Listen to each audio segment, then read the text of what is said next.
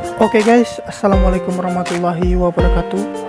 Baiklah, di video kali ini saya akan berbagi cara dan tutorial menonton film India yang berjudul Asoka yang diperankan oleh sahabat kecil saya Shahrukh Khan dan mantan pacar saya yaitu Kareena Kapoor.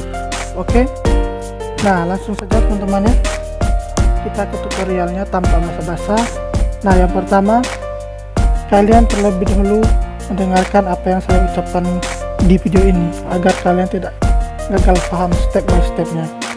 Nah sebelum kalian mengklik link yang sudah saya disediakan di deskripsi, terutama kalian itu wajib sekali menggunakan jaringan wifi ataupun mempunyai kuota utama, bukan kuota unlimited teman-teman ya.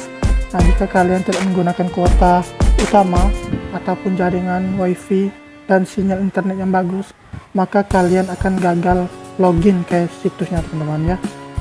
Nah baiklah, langsung saja kalian cek kolom deskripsi saya. Di situ sudah saya sediakan banyak sekali video-video dan tutorialnya, namun di video ini cuma satu ya, cuman film Asoka, linknya di situ saya sediakan. Langsung saja kalian klik dan kalian ikuti aturannya. Oke, saya pamit undur diri, selamat menonton, semoga berhasil. Assalamualaikum warahmatullahi wabarakatuh.